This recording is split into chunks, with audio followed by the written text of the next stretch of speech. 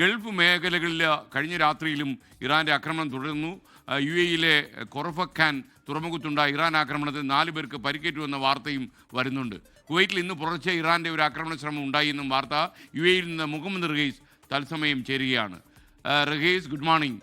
എന്താണ് അവസ്ഥ റഹീസ്? ഇന്ന് വെളുപ്പിന് എങ്ങനെയായിരുന്നു അശാന്തിയുടെ കഥകൾ? Morning SKN. എന്തായാലും ട്രംപിന് യാതൊരു കുലുക്കവുമില്ല. ആക്രമിക്കുമെന്ന് ട്രംപ് പറയുന്നു. ഒപ്പം തന്നെ ഇറാൻ അത് നേരിടാൻ തയ്യാറാണ് ഇറാനും പറയുന്നു. അപ്പോൾ ഈ ബുദ്ധിമുട്ടുന്ന സാധാരണക്കാരായിട്ടുള്ള ജനങ്ങൾ, ഇതുപോലെ ഗൾഫ് രാജ്യങ്ങളിലുള്ള മലയാളികൾ അടക്കമുള്ളവർക്ക് പ്രതീക്ഷയുടെ ഒരു തരി പോലും ഇപ്പോൾ ഇല്ല എന്നുള്ളത് എടുത്തു പറയണം. ഇന്ന് രാവിലെ കാര്യമായി UAE ഒപ്പം തന്നെ കുവൈറ്റ് എന്നീ രാജ്യങ്ങളിലായിരുന്നു ആക്രമണ ശ്രമം ഉണ്ടായത്. ഇന്ന് UAE-യിൽ പുലർച്ചെ 2 തവണ ആക്രമണം ഉണ്ടായിട്ടാണ് മനസ്സിലാകുന്നത്.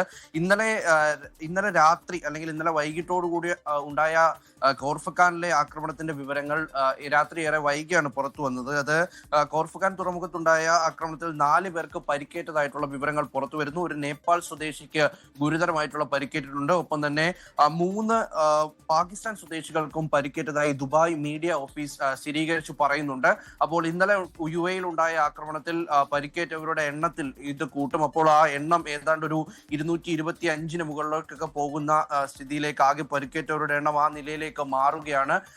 അങ്ങനെ അതൊരു കണക്കാണ്. രണ്ടാമതായി കുവൈറ്റ് കേന്ദ്രീകരിച്ച് നടത്തുന്ന ആക്രമണം ഇന്ന് എന്തായാലും കാര്യമായിട്ട് തുടരുകയാണ്. അത് ഈ എണ്ണ കേന്ദ്രങ്ങൾ, ഒപ്പം തന്നെ ഈ കടൽവെള്ള ശുദ്ധീകരണ കേന്ദ്രങ്ങൾ, ഒപ്പം ഈ വൈദ്യുതി നിലയങ്ങൾ എന്നിവ കേന്ദ്രീകരിച്ച് നടത്തുന്ന ആക്രമണങ്ങളാണ്. അത് സാധാരണ ജീവിതത്തെ സാരമായി ബാധിക്കുന്ന ആക്രമണങ്ങളാണ്. അതിൽ ഇന്നും തുടരുന്നു എന്നുള്ളതിന്റെ വിവരങ്ങളാണ് രാവിലെ പുറത്തു വരുന്നത്. ഈ UAE-യിൽ 2 തവണ ആക്രമണം ഉണ്ടായി എന്നുള്ള ഔദ്യോഗിക സ്ഥിരീകരണം ഇതിനോടകം വന്നിട്ടുണ്ട്. ഒപ്പം തന്നെ എന്നാൽ സൗദി അറേബ്യ വെച്ച് നോക്കുകയാണെങ്കിൽ കഴിഞ്ഞ ഒരു 2-3 ദിവസമായി സൗദി അറേബ്യയിലേക്ക് കാര്യമായ ആക്രമണം ഉണ്ടാകുന്നില്ല എന്നാണ് മനസ്സിലാകുന്നത്.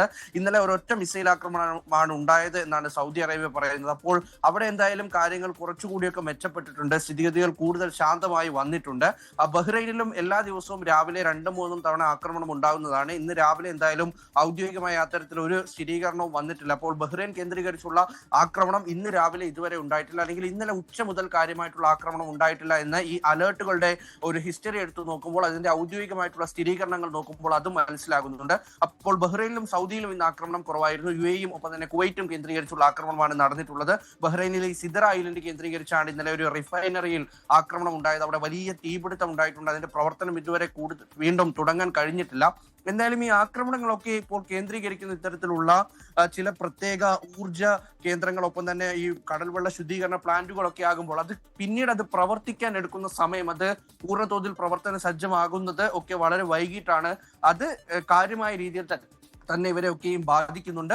എന്തായാലും ഗൾഫ് രാജ്യങ്ങളുടെ ഒരു യോഗം അടുത്ത ദിവസം തന്നെ ഉണ്ടാകും എന്നുള്ളത് വീണ്ടും ഇപ്പോൾ അതിന്റെ ഒരു അപ്ഡേറ്റ് വന്നിട്ടുണ്ട്. അപ്പോൾ അക്കാര്യത്തിൽ ഇനി ഏതെങ്കിലും നിലയ്ക്ക് ഒരു ശക്തമായ നിലപാടിലേക്ക് ഗൾഫ് രാജ്യങ്ങൾ കടക്കുമോ എന്നുള്ളത് കൂടി പരിശോധിക്കേണ്ടി വരും. SKN.